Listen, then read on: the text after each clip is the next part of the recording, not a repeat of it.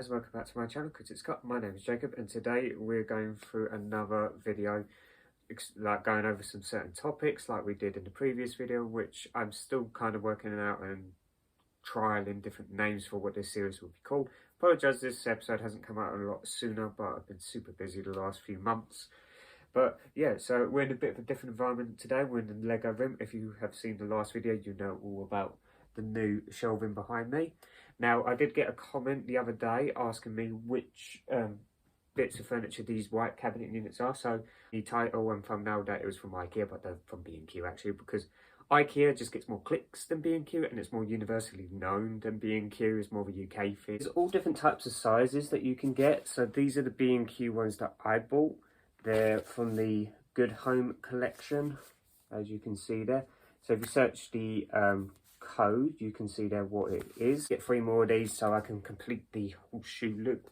Like to my left of me is a complete cluttered mess, as you saw in that video, compared to this side, which looks really nice and really clean. And yeah, it's nearly there. We're nearly at the finish line, guys, but it's going to take a few more months because I have other house bills to pay rather than spending lots of money on furniture that isn't necessity at the moment.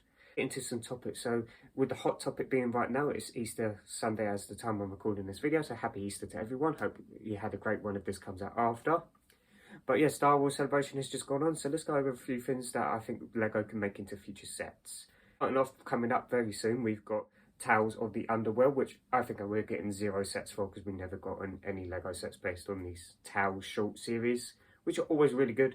I still think Tales of the Jedi is better than Tales of the Empire, but Tales of the Underworld might surprise us and be really good. I think Tales of the Jedi really holds up because of the Count Dooku episodes and seeing his backstory and Yaddle and all that stuff was really cool. Andor is also coming up within the week as well, which we'll be getting 2 sets on actually. So it's the U-Rin, which everyone has reviewed under the sun. So I'm going to wait for a deep discount and buy it that in a year or two when I get around to it. Also revealed as an early look at Star Wars Celebration was the K2SO buildable figure.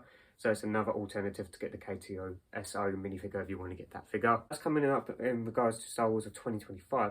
Apart from that, I don't believe there's much rest of the year until Star Wars Visions in October, which no one seems to watch Star Wars Visions. I like watching them, but they're not everyone's cup of tea, I would say. I think people just would prefer a proper What If Star Wars series done in the Clone Wars style animation would be super cool. Speaking of Clone Wars animation, in 2026 we're getting the Darth Maul TV show set between Clone Wars season 7 and Rebels, so how he ended up on that planet where Ezra finds him and the Inquisitors hunting him while they're hunting him and stuff. So we get that little piece of noise. But I hope that it also shows maybe before the Phantom Menace how Darth Sidious found him and started training him. Maybe see some time after the Crimson Dawn as well, like after Solo's appearance where he appears there before he dies.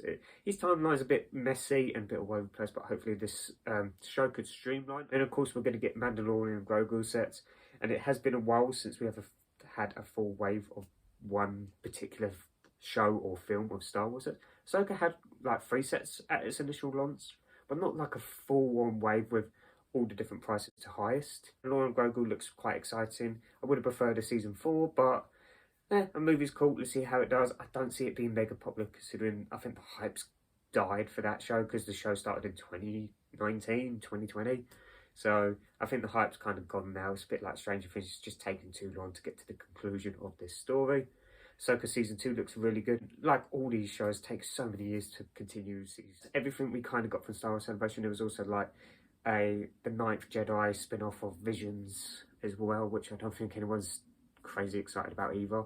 But they did reveal a new Star Wars game, which looks really cool. Actually had a trailer for, so you can play as the different faction, a Mandalorian, Jedi, Clone Trooper, all the heavy hitters that people love to go around playing as in Star Wars games. That's why I think Star Wars Outlaws bombed. Also, the May 1st sets got revealed, and I'm not going to be able to review any of them early, considering everyone else has reviewed them now, or Lan has.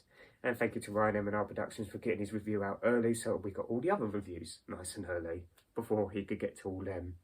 I do think it's quite funny how he seems to beat everyone every year to Lego Star Wars sets. That's why I don't really review it on the channel. Been quite a few busy months. A lot of news has dropped in, like content wise and community wise, so we'll expect a lot from Lego. Hopefully next year will be a stronger year. I just feel like this year so far has kind of slowed down. Like the Ninjago modular is not really, it's been the least popular one out of the 5.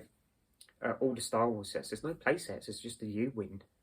I know there's a lot more play sets coming in the summer wave, but yeah, this year just feels weird for Lego. Like, we've had some bigger sets like The Hobbit, Lord of the Rings house, which I don't think is as popular as I thought it was going to be by the looks of the comments I've read on different videos and Instagrams and stuff.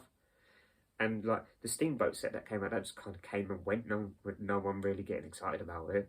It just seems like Lego aren't really releasing some cooler sets that people want. The only big set that I think has really catched my eye this year was the Tudor Corner because of how different it is, and I love the modular builders, as you can see behind me. That's going to do it, guys, overall. If you have any particular topics you want me to cover in a future episode of this series, which I'm still trying to figure out a name for, so you can comment your own suggestions down below, or anything you want me to talk about in the next episode. Hopefully I will be able to release these monthly, but we'll wait and see. But yeah, hope you all had a great Easter, and I'll see you all later.